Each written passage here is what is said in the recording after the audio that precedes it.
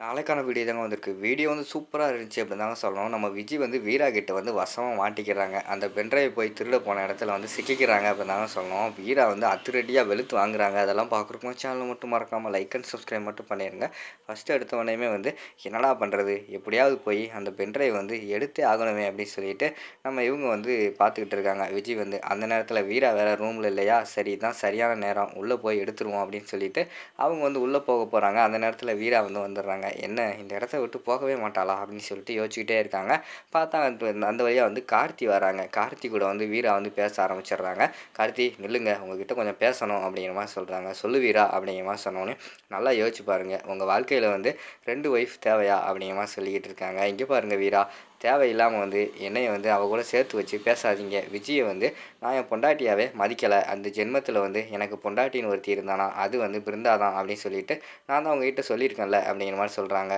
இவங்க 2 பேரும் பேசிக்கிட்டு இருக்காங்கல்ல, அந்த கேப்பில் வந்து நம்ம விஜய் இருக்காங்கல்ல, அவங்க வந்து டக்குன்னு நம்ம வீராவோட ரூம்குள்ளே வந்து போயிடுறாங்க. போய் எல்லா இடத்துலையுமே தேடிக்கிட்டு இருக்காங்க. எங்கே இந்த வச்சுருப்பா அந்த வீரா, ஏதோ ஒரு துப்பு கிடச்சின்னு சொன்னால் அது பென்ட்ரைவாக தான் இருக்கும், அதில் என்ன துப்பாக இருக்கும், அதை நம்ம பார்த்தே ஆகணுமே அப்படின்னு சொல்லிட்டு எல்லா இடத்துலையுமே தேடி பார்த்துக்கிட்டு இருக்காங்க. ஒரு இடத்துலையுமே கிடைக்கல. இங்கிட்டு பார்த்தா வீரா வந்து பேசிக்கிட்டு இருக்காங்க. இங்கே பாருங்கள், நீங்கள் வந்து விஜய் கழுத்தில் தாலி கட்டலாம் கூட பரவாயில்ல, ஏற்றுக்கலாம். ஆனால் ஊரறிய எல்லாத்துக்குமே தெரிஞ்சு நீங்கள் வந்து தாலி கட்டிட்டீங்க. எல்லாத்துக்குமே தெரிஞ்சு உங்களோட ஒய்ஃப் யாருன்னு பார்த்தா அது வந்து விஜய் தான். நீங்கள் இப்படி பண்ணுறதுனால உங்களோட வாழ்க்கை மட்டும் இல்லாமல் என் தங்கச்சியோட வாழ்க்கையும் கெட்டு போகும். தயவுசெய்து வந்து அவகிட்ட நீங்கள் சொல்லி புரிய வைங்க. அவள் சின்ன பொண்ணு, சொன்னால் கேட்க மாட்டேக்கா, உங்கள் கூட தான் சேர்ந்து வாழணும் அப்படின்னு சொல்லிட்டு அவள் வந்து சொல்லிக்கிட்டு இருக்கா. நீங்களாவது சொல்லுங்கள், அவளை வந்து இந்த வீட்டை விட்டு போக சொல்லுங்கள். அவளுக்குன்னு வேறு ஒரு லைஃப்பை வந்து நம்ம பார்த்து அமைச்சு கொடுத்துருவோம் அப்படிங்கிற மாதிரி சொல்லிக்கிட்டு இருக்காங்க. இல்லை வீரா, நீ என்ன சொன்னாலும் பரவாயில்ல, நான் வந்து இந்த ஜென்மத்தில் பிருந்தா வந்து விட்டு கொடுக்க போகிறதில்ல. பிருந்தாவும் நானும் லவ் பண்ணியிருக்கோம். ஏன் என்னை யாருமே நம்ப மாட்டேங்கிறீங்க, நாங்கள் எந்த தப்புமே பண்ணலை அப்படி சொன்னாலும்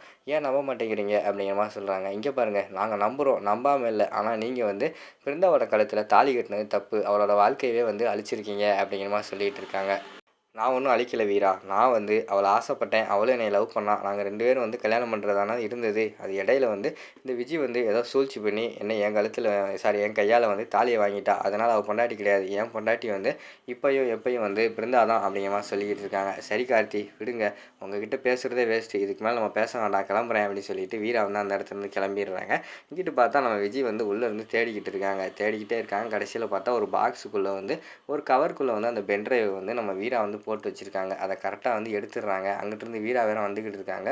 ஓ, இதுதான் அந்த பென்ட்ரைவா, இதில் தான் அந்த துப்பு இருக்கா, என்ன துப்பு தான் இருக்குன்னு சொல்லிட்டு பார்த்துட வேண்டியதான் அப்படின்னு சொல்லிட்டு டக்குன்னு அந்த பென்ட்ரைவ் வந்து முந்தானையில் வந்து முடிஞ்சிடுறாங்க. முடிஞ்சிட்டு இந்த பக்கம் திரும்புகிறாங்க. பின்னாடி பார்த்தா நம்ம வீரா வந்து நின்றுக்கிட்டு இருக்காங்க. பார்த்தோன்னே அவங்களுக்கு வந்து வேர்த்து விறுவிறுத்துருச்சு. என்னடா இவ வந்து இப்படி நின்றுக்கிட்டு இருக்காளே, நம்ம பென்ட்ரைவை தூக்குனதை பார்த்துருப்பாளோ அப்படின்னு சொல்லிட்டு மனசுக்குள்ளேயே நினச்சிக்கிட்டு அப்படியே எச்சியை முழுங்கிக்கிட்டே நின்றுக்கிட்டு இருக்காங்க. ஏய் விஜய், உனக்கு என்ன வேலை, என் ரூமுக்குள்ளே நீ என்னடி பண்ணுற அப்படிங்கிற மாதிரி கேட்டோடனே, அக்கா அது வந்துக்கா நான் வந்து அப்படின்னு சொல்லி இழுத்துக்கிட்டே இருக்காங்க. ஏய் என்ன இழுத்துக்கிட்டே இருக்க, ஒழுங்காக சொல்லு, என் ரூமுக்குள்ளே வந்து உனக்கு என்ன சொல்லி நீ இங்கே என்ன பண்ணிக்கிட்டு இருக்க அப்படிங்கிற மாதிரி கேட்டோடனே, அக்கா என் சேலை எடுக்க வந்தேன்க்கா அப்படிங்கிற மாதிரி சொல்கிறாங்க. என்னது உன் சேலையா, உன் சேலை இப்படி என்னோடய ரூமுக்கு வரும், தேவையில்லாமல் ஏதாவது போய் சொல்லிக்கிட்டு இருக்காத, ஒழுங்காக உண்மையை சொல்லு, எதுக்கு என்னோடய ரூமுக்குள்ளே வந்த அப்படிங்கிற மாதிரி கேட்டோடனே, அக்கா உண்மையாகவே வந்து என் சேலையை தான்க்கா காணோம், மாடியில் வந்து காய போட்டிருந்தேனா, அப்போ நீங்களும் உங்கள் ட்ரெஸ் எல்லாம் காய போட்டிருந்தீங்கல்ல, எல்லா சேலையும் ஒன்றா தான் இருந்துச்சு, மறந்துக்கிட்டோம், நீங்கள் எடுத்து என் சேலையை உங்கள் இதில் மடித்து வச்சுருப்பீங்களோன்னு பார்த்தேன் அப்படிங்கிற மாதிரி சொல்கிறாங்க. அந்த அளவுக்கு ஒன்றும் நான் லூஸு கிடையாது சரியா, உன் சேலையை எடுத்து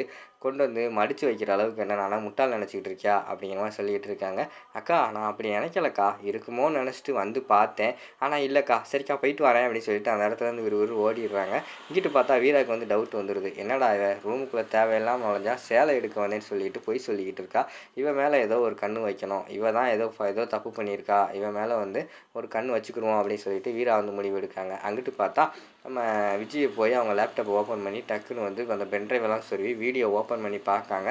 பார்த்தோன்னே ஷாக் ஆகிடுது அவங்களுக்கு. என்னடா இது இப்படி ஆகிப்போச்சே, நம்ம இப்படி வசமாக சிக்கிக்கிட்டோமே, நல்ல வேலை நம்மளோட ஃபேஸ் வந்து தெரியலை, அது வரைக்கும் சந்தோஷம். ஆனால் அந்த வீரா கிட்ட நமக்கு பிடிக்காததே வந்து இந்த துப்பு துளக்கிற வேலை தான். எப்போ பார்த்தாலுமே வந்து இவ சிஐடி வேலை நல்லா பார்ப்பா, அதனால தான் வந்து இவன்ட்டு ஆதாரம் சிக்கக்கூடாதுன்னு நினச்சேன், ஆனால் சிக்கிருச்சு. பரவாயில்ல, என்ன இருந்தாலும் பரவாயில்ல, நம்ம தான் தெரியலை, அது வரைக்கும் சந்தோஷம். ஏ வீரா, என் ரூட்லேயே கிராஸ் பண்ண ஆரம்பிச்சிட்டியா, இனிமேல் வந்து உன்னையும் சும்மா விட மாட்டேன். நான் பழிவாங்க நினச்சது எங்கள் ராமச்சந்திர மாமா குடும்பத்தை தான், ஆனால் நீ அவங்க குடும்பத்தோடு சேர்ந்துக்கிட்டு எனக்கே ஆப்பு வைக்க பார்க்குறீல, இனிமேல் நீ என்னோட எதிரி தான், உன்னையும் நான் சும்மா விட மாட்டேன் அப்படின்னு சொல்லிட்டு அந்த இடத்துல வந்து விஜய் வந்து வில்லத்தனமா யோசிச்சுக்கிட்டு இருக்கிற மாரி காட்டுறாங்க. அப்போலாம் பார்த்துக்கிட்டிங்கன்னா அந்த எபிசோட் வந்து முடிச்சிடுறாங்க.